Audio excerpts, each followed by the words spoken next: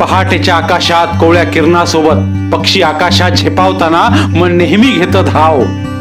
हृदयात भरून उरलेलं आठवणीतलं दाभील माझं गाव. आकाशाच्या छताखाली आनंदी चांदण्यात डोंगरांच्या चहूबाजूनी कोरलं आहे एकच नाव. आठवणींच्या हृदयात भरून उरलेलं दाभील माझं गाव. गाव म्हटलं की सर्वांच्या मनात एकच आपुलकीची भावना आणि उत्साह निर्माण होतो. गावातील आठवणी आपल्या मनात लगेचच यायला लागतात. गाव या शब्दाचा उच्चार जरी झाला तरी आपल्या आठवणींना पंख फुटतात. आपल्या डोळ्यासमोर प्रथम येतं ते म्हणजे घर, गाव, चावडी, देऊळ, तसेच गावच्या सुरुवातीला असणारे प्रवेशद्वार. असेच आहे हृदयात भरून उरलेलं दाभील माझं गाव.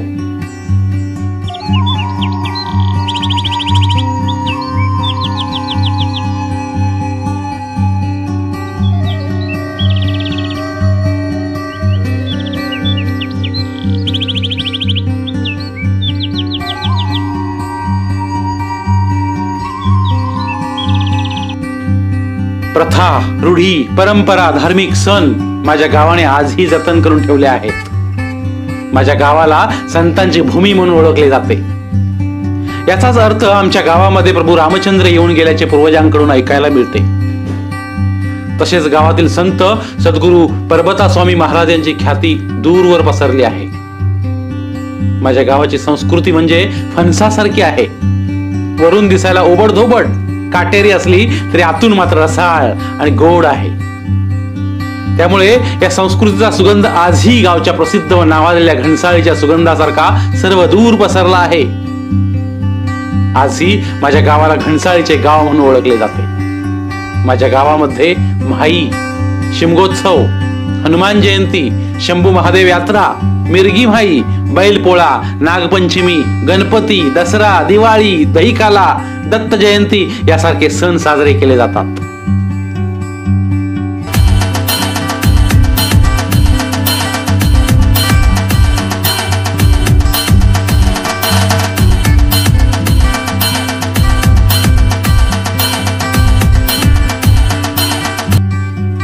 सह्याद्रीच्या कुशीत वसलेलं माझं गाव असून कोल्हापूर जिल्ह्यापासून 106 किलोमीटर अंतरावर असून आजरा तालुक्यातून 16 किलोमीटर अंतरावर आहे. गावातील लोकसंख्या तशी 1,500 आहे. गावापासून 1 किलोमीटर अंतरावर हिरण्यकेशी नदी वाहते. पूर्वीच्या काळी पूर्वज नदी ओलांडण्यासाठी होडीचा वापर करायचे. आता बदलत्या काळानुसार पूल बांधण्यात आला आहे. गावाच्या चहूबाजूनी पाहिले असता हिरवेगार डोंगर झाडी दिसते. तसेच गावच्या सभोवताली उंच डोंगर कपारे असून यावर नजर फिरवली असता भुदरगड तालुक्यातील परिसर व आजरा तालुका पाहावयास मिळतो. गावामध्ये बऱ्याच वर्षांपासून 10वी पर्यंत शाळा असल्याने विद्यार्थ्यांना बाहेर गावी जाण्याचा त्रास वाचला असून यामुळे गावच्या प्रगतीत भर पडली आहे. गावाच्या बोलीभाषेची गोडी काही निराळीच आहे. गावच्या विकासात भर टाकणारी गोष्ट म्हणजे दुग्ध व्यवसाय होय. आज गावामध्ये 5 दूध डेअरी आहेत. पूर्वी दळणवळणाची साधनं नव्हती. यावेळी दूध तालुक्याला पोहोचवण्यासाठी अनेक अडचणींना सामोरे जावे लागत होते. जेमतेम 10 ते 12 किलोमीटर अंतरावर सायकलीने प्रवास करत दूध तालुक्याला पोहोचवण्यासाठी पूर्वीचे लोक खूप कष्ट करत होते. मानवाचा मूलभूत घटक म्हणजे पाणी. आजही माझ्या गावाला पाण्याची कमतरता भासत नाही. निसर्गाने माझ्या गावाला पाण्यासारखी एक संपत्ती दिली आहे. डोंगराच्या पायथ्याशी एक निर्झर वाहणारा झरा आहे. वर्षाचे 12 महिने हा झरा वाहत असतो.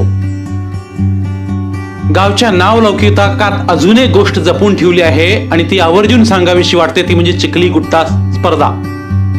गावच्या नावलौकिकात अजून एक गोष्ट जपून ठेवली आहे आणि जी आवर्जून सांगावीशी वाटते ती म्हणजे चिखली गुट्टा. पूर्वीच्या काळी चिखली गुट्ट्याचे गाव म्हणून माझ्या गावाला ओळखले जायचे आणि आजही ओळखतात. माझ्या गावात आजही चिखली गुट्टा स्पर्धा आयोजित करण्यात येते.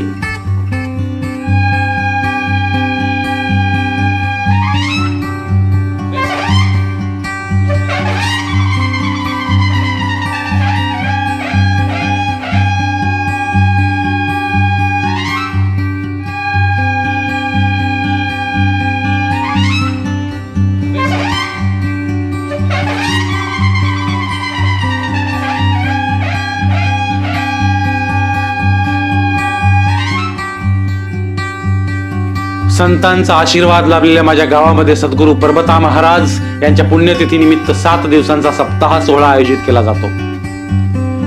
यामध्ये पारायण, कीर्तन, भजन यासारखे विविध धार्मिक कार्यक्रम आयोजित करण्यात येतात. माझ्या गावचे खास बाब म्हणजे शंभू महादेव मंदिर, गावचे देवस्थान व भाविकांचे श्रद्धास्थान असलेले हे मंदिर पूर्वजकालीन आहे. यामध्ये पूर्वजांना माहीत असलेली व त्यांनी सांगितलेली एक आख्यायिका आहे. माझ्या गावाने आणखीन एक परंपरा कायम राखली आहे, ती म्हणजे दशावतारी कला.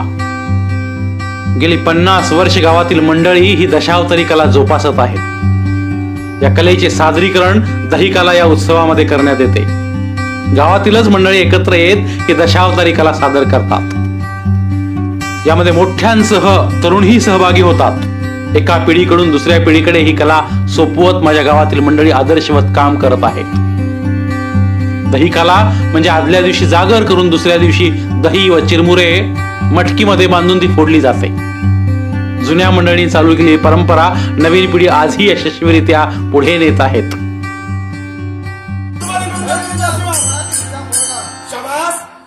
पण मला सांगा हो, या वीरभद्राची घनघोर विद्ध झाला असता एकाएकी विद्ध रोखण्याचं कारण? अरे कारण तुझ्यापाशीच आहे. माझ्यापाशी? होय. असं कोणतं? अरे मला सांग, हा माझा पुत्र वीरभद्र बरोबर. मी वावर आले सारे माझे भक्त मला पुत्रा समान आहे. बरोबर. या ठिकाणी हे सारे माझे भक्त माझ्या पुत्रा समान. मग योगायोगाला तोही म्हणा पुत्र म्हणाला काय म्हणून या ठिकाणी हे युद्ध थांबवण्याचं कार्य केलेलं आहे. बरोबर. कारण 2 भावंडांमध्ये युद्ध होऊन कुठल्या तरी एकट्याचा शेवट होईल हे मला माहित होतं आणि म्हणूनच हे युद्ध थांबवण्याचं काम. हे महादेवा देव महादेवा, हा वीरभद्र मुळात ऐकण्यासाठी योग्य नव्हता. कित्येक वेळा सांगितलं. हे पहा वीरभद्र देवादेव महादेवाला म्हणून चुरचूर करणारी जीभ तुमची थांबव. देवा हे पहा, या वीरभद्राला मी बोललो इथं कालखंड ठिकाणी आगमन झालं. हे कोणत्या कारणाने म्हणाल? त्याच्या नीच हराम कोर्शाचे पुत्र करणारे आणि त्याला वीरभद्र होता. काय ऐकतोय तेव्हा? होय, कारण त्या सैन्याने माझी बालपणापासून आतापर्यंत भक्ती केली आणि म्हणतात तो माझा प्रिय भक्त आहे आणि त्याच्या मुक्ततेसाठी मी त्याला इथपर्यंत पाठवलंय. पण कालगंजात बोला माझ्या तुझ्याशी व्हायला नाही. बरोबर. व्हायला यायचं हे काय ते? अरे हे कर्तव्य योग्य नाही. तेव्हा अजूनही सध्या आहे. बोला. मुकाट्याला ऐकून निघून जा. काय ऐकतोय? हा वीरभद्र जन्माला उभा आहे. तो काल चक्रासमोर बघून देवा. दही खाल्याच्या आदल्या दिवशी सबिना काढला जातो. यामध्ये मंदिराभोवती पालखी प्रदक्षिणा काढण्यात येते. यावेळी विविध धार्मिक कार्यक्रम आयोजित करण्यात येतात. शिमगोत्सव ही उत्साहात साजरा करण्यात येतो. शिमग्याला सावरीच्या झाडाची पूजा केली जाते. यावेळी प्रथा परंपरा जपत 5 दिवस कोणतेही काम करत नाहीत. तसेच व्हळीजवळ वेगवेगळ्या प्रकारचे खेळ खेळले जातात.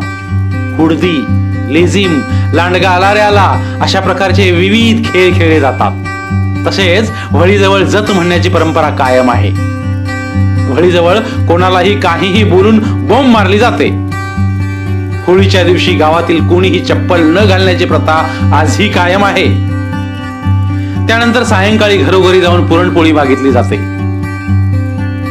परबता स्वामी महाराज यांच्या नावातच गावच्या परंपरेशी एक नाळ जोडली आहे. स्वामींचा जन्म 19व्या शतकाच्या शेवटच्या दशकात झाला.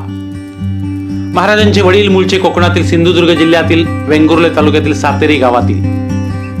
त्यावेळी त्यांच्याबरोबर त्यांचे पाहुणे हरकुळ गावचे पाटील व निळेली गावचे भिकले होते. उदरनिर्वाह साधन शोधत दाबिल गावी स्थायिक झाले. स्वामींच्या वयाच्या 11व्या वर्षी त्यांना दृष्टांत झाला. त्यांना माऊलींचे दर्शन झाले. त्यांनी मनात निश्चय केला की माऊलींची सेवा करायची. त्यांनी वारकरी संप्रदाय स्वीकारला. त्यानंतर स्वामीजींनी आपल्या कीर्तनातून लोकांना उपदेश देण्यास सुरुवात केली. लोकांना मदत करणे, त्यांच्या अडचणी दूर करणे व आपल्या आध्यात्मिक शक्तीच्या जोरावर त्यांनी लोकांची संकटे दूर केली. म्हणून त्यांना माळकरी या नावाने ओळखले जाऊ लागले. आजही त्यांच्या पुण्याईने त्यांच्या घरच्यांना माळकऱ्यांचे घर म्हणूनच ओळखले जाते.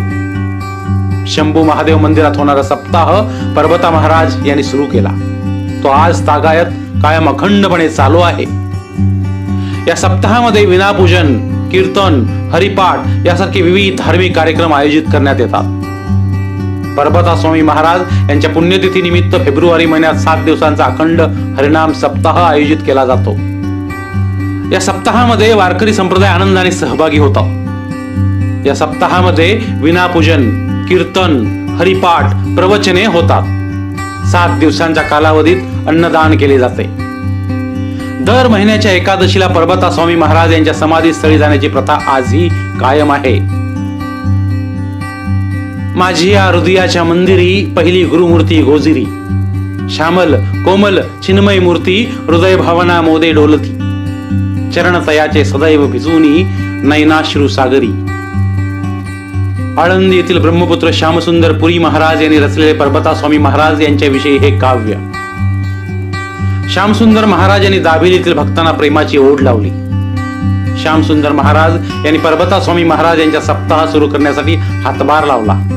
आजही त्याची अखंडपणे सेवा चालू आहे.